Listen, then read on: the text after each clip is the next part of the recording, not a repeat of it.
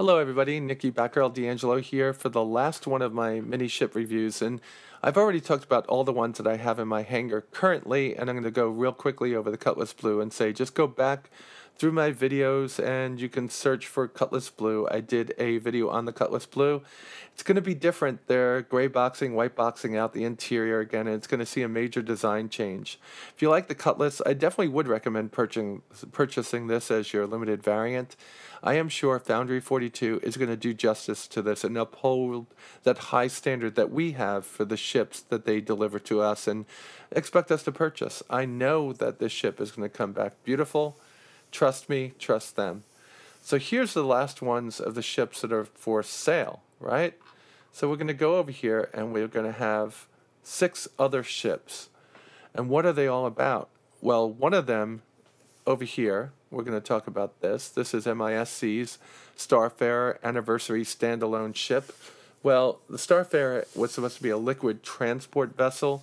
That's original concept art. We have not seen any of the exterior concept art from the new version of it, the new design of it. It's coming out of Foundry 42. This is instrumental in Squadron 42. So they are taking up the design of this. And this is going to be a liquid fuel transport. And some of them actually are going to have fuel refineries on there. So if you're hovering around a gas giant, sucking off some hydrogen, you're going to be able to turn that into fuel right away on the ship. There is a small space available in this ship for transport. But for those of you that like the MISC design, this is definitely going to hold true to it. It's going to be a beautiful ship. We're going to go over here to the Drake Interplanetary's Caterpillar, and the Caterpillar is well, they used to compare it to the Constellation. The Caterpillar is very unique in that it has its command pod and then these other pods that you attach it to.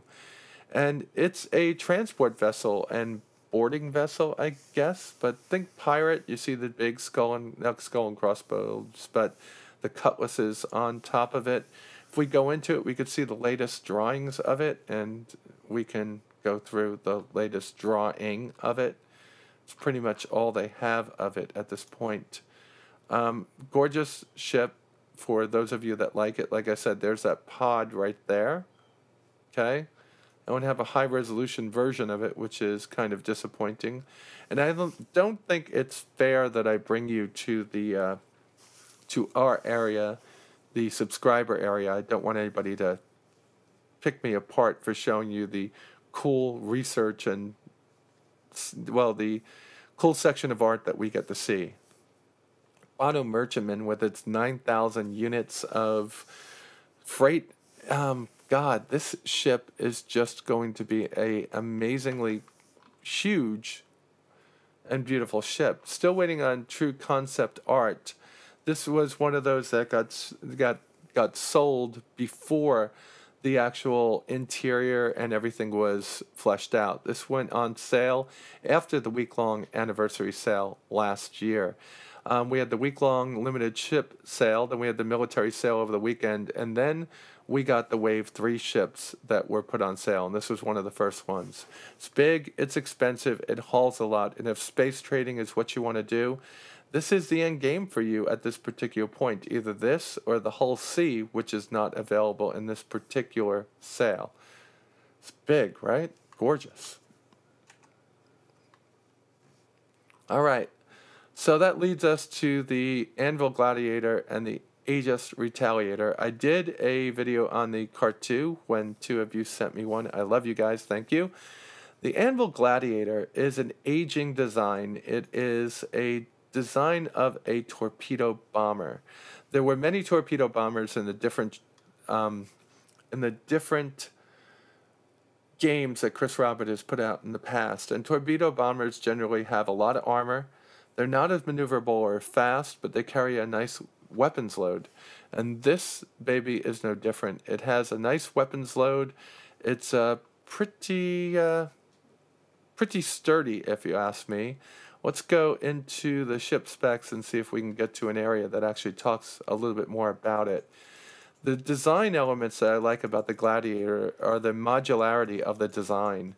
You've got a turret in the back that could be fixed, just like in the right that area, inside of the Hornet that may or may not come with the civilian version. So we're just going to take this down and take a look at some things here. So this should not have a jump engine in it to start off with, I think. So we're going to look. It's relatively small and light. No freight units, of course. It's a two-person crew. Max power plant size is a 4. You have the factory power plant, the LR7 Ultra Overdrive. 2 TR4 engines, that's pretty good. They're going to ship with 2 HE5.3s, so not really the TR4s that you see. 8 maneuvering thrusters. Now for something that at this particular point in time, we don't know what's happening with this yet, for something this light and this small, those 8 thrusters are going to make it very maneuverable. Factoring maneuvering thrusters are the same that we see inside of the Hornet. It's got an all-stop, which is pretty much a standard size 4 shield. You've got, let's see, we don't know what the hard points are, but we have 1 class 1, 1 class 3, and 1 class 4, which is the torpedo.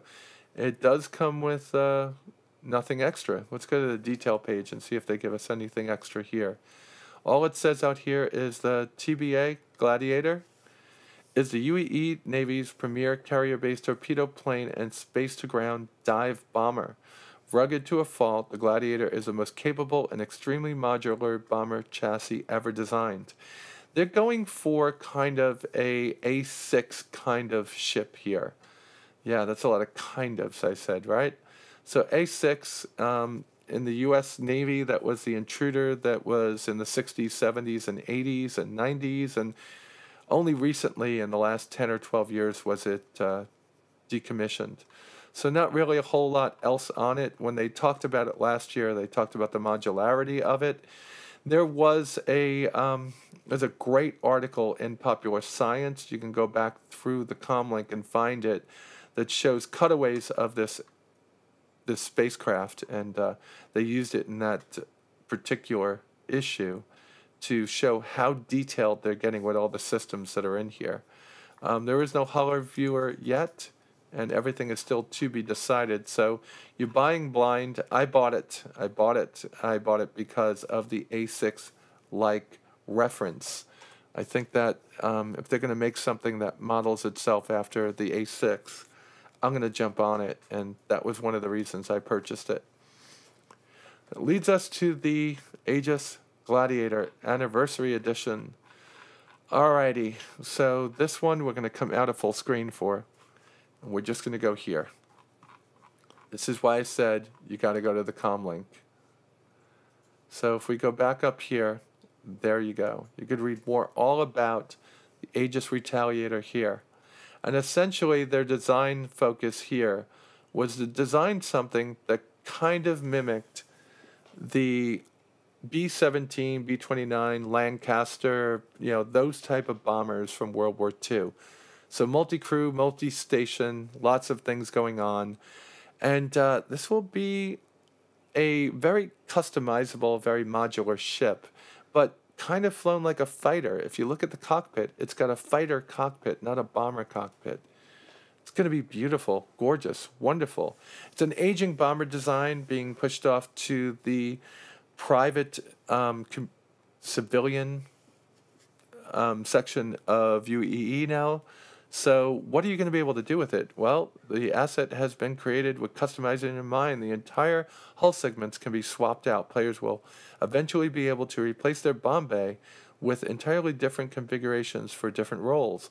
Imagine swapping in some quarters or a cargo area. Last year, they showed off what was like a, I guess they called it the apartment for the captain.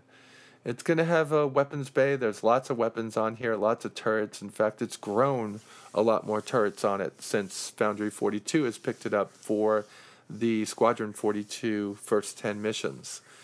This is one of the most anticipated spacecraft in the game. It has been, I know I'm dying for it, and many other people are dying for it too. Mine was bought for me by one of my wonderful one of my wonderful viewers. And you all that decide to donate by buying the ships I can't afford, I really appreciate it. And, so far I've gotten this. Somebody gave me the LN, somebody gave me the Cart 2, and I, I'm praying to God that you guys are also being able to do these things for yourselves. The Carrick's the next ship I want that I can't afford, but I will have a method by which I can get that soon. All right, so might involve melting. Many a ship is running around my hangar, staying away from me, knowing I want that Carrick. So this is it. I mean, there's a lot of ships for sale, a lot of different ones, and yeah, I'm skipping over that last one, which is the Cart 2. And you might be wondering, why am I doing that? Well, I don't want any of y'all to also own that. I want to be different. I think the Cart 2 is one of the coolest ships in the game. It has more of a vertical design than a lengthwise design, and highly maneuverable. It's going to fly in a different way. It's got this cockpit that's enclosed in metal, but you see like it's all around you glass. It's one of the most unique ships in the game, and I think that if you were to buy any of the ships that are $150 or less in this game, that the Cart 2 should be one of them that you are definitely 100% considering. That's all I'm going to talk about here. There's a lot of different ships that are going to be for sale this week. I'm going to spend most of my time this week focusing on the Carrick and the Javelin as we get closer to Friday. I did a video on each one of these ships, and except for the Banu Merchantman, because I don't think there's enough information about it at this point. But last year I did a video on the Gladiator, on the Retaliator, on the Starfarer, and the Caterpillar, which is still, these two are still two of my most viewed episodes ever. And I've already done videos on each one of these ships. So for those of you looking for more information on the ones that I'm not doing a video on, the Banu Merchantman or the Cart 2, it's just because there's not a whole lot of information out there as what the final design specs are going to be. CIG is pretty tight-lipped on those these days, where in the beginning they give us a whole bunch of information that changed over time. Now they're waiting for it to actually be in concept stage, where they actually could show you off the concept ship before they tell you what all the specs are, and I think that's a better way to do it. So with that said, you all be safe out there, and I'll talk to you soon.